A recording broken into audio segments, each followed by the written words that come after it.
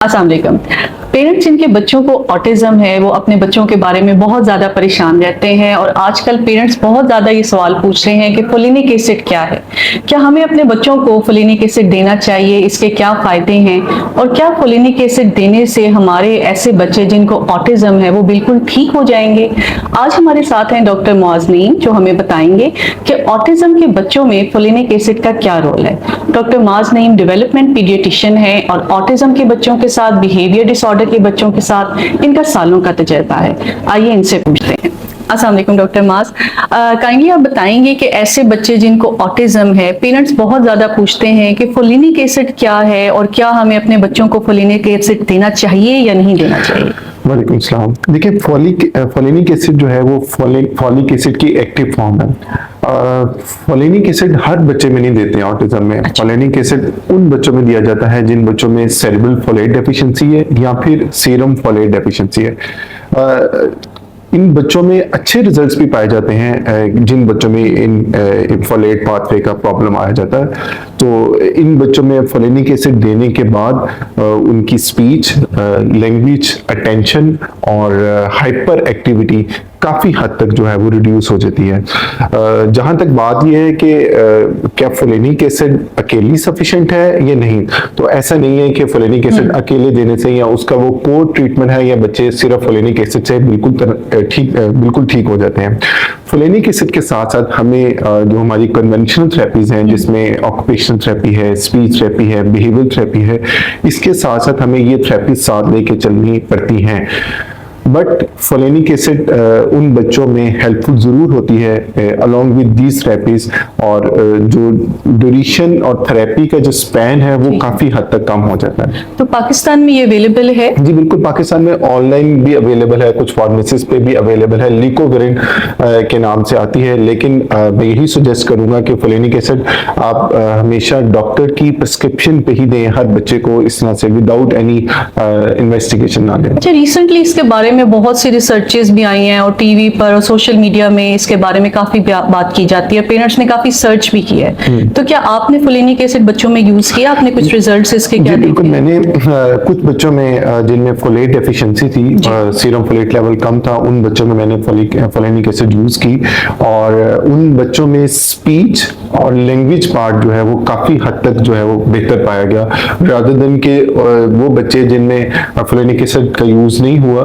तो जिनमें ये फोलेट का प्रॉब्लम था, उन बच्चों में मैंने यूज की और उनमें अच्छे रिजल्ट्स पाए हैं इसके। अच्छा, तो ऐसे बच्चे जिनको ऑटिज्म है, पेरेंट्स बहुत ज्यादा परेशान रहते हैं और इधर उधर जाते भी हैं, फिर सोशल मीडिया से भी देखते हैं, तो आप ऐसे पेरेंट्स को क्या मैसेज देना चाहेंगे कि अगर उनके बच्चे को ऑटिज्म है तो वो उनको कैसे लेकर चलें? देखिए, ऑटिज्म सबसे पहले कि तो हम यही कहना चाहूँगा कि बीमारी नहीं है, ना कोई पेरेंट्स की अपनी पुअर पेरेंटिंग की वजह से है। एक ये न्यूरो डेवलपमेंटल कंडीशन है जो कि किसी भी बच्चे को, किसी को भी हो सकती है। उसमें पेरेंट्स सबसे पहले अपने ऊपर इसको ब्लेम ना करें कि ये हमारी वजह से है। बट अगर जैसे ही आपके बच्चे या किसी के भी बच्चे को वो ऑटिज्म डायग्नोज होता है तो उसमें early intervention is the best treatment, and early intervention से ही बेटर आउटकम आए जा सकते हैं। अच्छा, अर्ली इंटरवेंशन में क्या क्या चीजें आ जाती हैं? अर्ली इंटरवेंशन में यही चीजें आती हैं कि जैसे आपके बच्चे को ऑटिज्म डायग्नोज हो जाए तो फौरी उसको किसी भी सेंटर पर इनरोल करवाएं जिसमें आपकी ABA थेरेपी है, आपकी ऑक्यूपेशनल थेरेपी है और आपकी स्पीच थेरेपी है। ये सब थेरेपीज जो है ये डायग्नोसिस करने के बाद कुछ इसके टूल्स होते हैं ऑटिज्म को जिस पे डायग्नोस किया जाता है, तो उन डायग्नोसिस करने के बाद ये सब थेरेपीज अकॉर्डिंगली हर बच्चे के लिए मुख्तलिफ हैं, क्योंकि इसका नाम स्पेक्ट्रम दिया जाता है कि हर बच्चा हर दूसरे बच्चे से वो मुख्तलिफ है। एक बच्चे के सिम्टम्स अलग हैं, दूसरे बच्चे के सिम्टम्स अलग हैं, तो इसी वजह से इसको स्पेक्ट्रम का नाम दिया जाता है। तो ये इन थेरेपीज की मदद से अर्ली इंटरवेंशन और बच्चे बेहतरी लाई जा सकती है। पेरेंट्स खासतौर पे मदर्स अपने आप को बहुत ब्लेम करती हैं कि शायद मैंने ऐसा किया तो इस वजह से मेरे बच्चे को ये हो गया, या मैंने तवज्जो नहीं दी इस वजह से मेरे बच्चों को ये हो गया।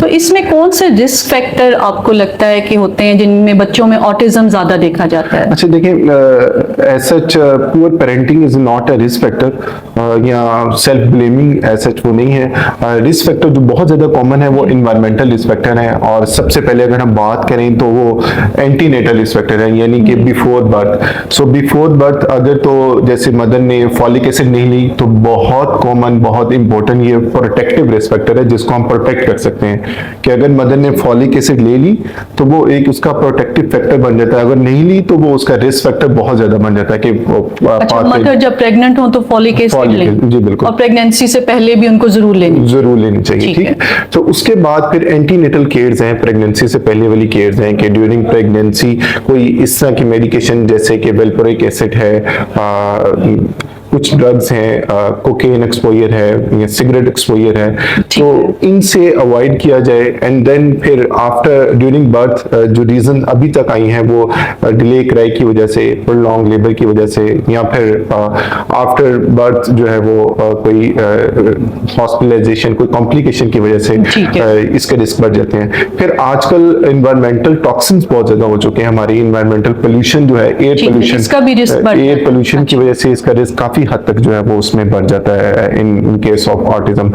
बाकी हमारे जो रिस्क फैक्टर्स आ जाते हैं उसमें एक स्क्रीन मीडिया है जो कि एक इनडायरेक्ट रिस्क फैक्टर बन जाता है। स्क्रीन टाइम के बारे में फिर आप क्या गाइड करते हैं, क्योंकि बच्चों का स्क्रीन टाइम बहुत ज्यादा है, फिर कहते हैं इससे भी ऑटिज्म का रिस्क बढ़ जाता है। हाँ जी, वर्चुअल ऑटिज्म क्या है? वर्चुअल ऑटिज्म वही चीज है कि जैसे कि बच्चे excessive use of screen media के साथ, स्क्रीन मीडिया के सामने बैठ के जो डेली उन माएँ जो बिजी रहती हैं, या समटाइम हमारी प्रोफेशनल डॉक्टर कम्युनिटी में भी लोग जो है वो अपने बच्चों को मोबाइल टीवी वगैरह पकड़ा देते हैं, तो उसमें जो है कि जो उसने सीखना है from the environment, from the surrounding, from the peers, तो वो चीजें वो आपका टीवी मोबाइल से सीख रहा होता है, वो इनडायरेक्ट। तो अब जैसी चीजें इनडायरेक्ट उस पर चल रही होती हैं मोबाइल पे, टीवी पे, वही चीजें बच्चा जो है वो उसको अडेप्ट कर रहा होता है। अब वर्चुअल ऑटिज्म भी या फिर जो अपनी न्यू टर्मिनोलॉजी है उसके लिए कि excessive use of screen time rather than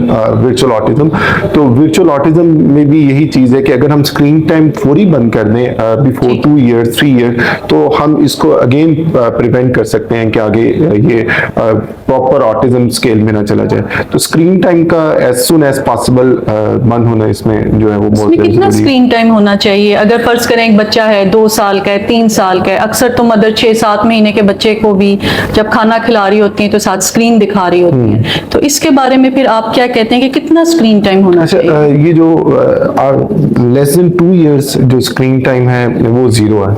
अच्छा, 0 है, बिल्कुल भी नहीं, बिल्कुल नहीं है, less than 2 years. But after 2 years 2 hours per day we can give, but उसमें जो कंटेंट है वो बहुत ही एजुकेशनल कंटेंट हो, रादर देन के उसमें फाइटिंग वाले या इस तरह वाले जो कार्टून है वो उसमें दिखाए जाए।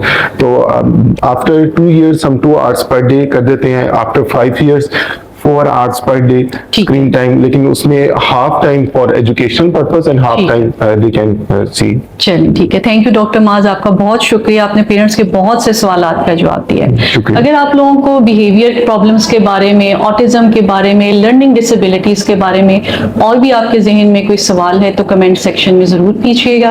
अपना और अपने बच्चों का ख्याल रखिएगा। बहुत शुक्रिया।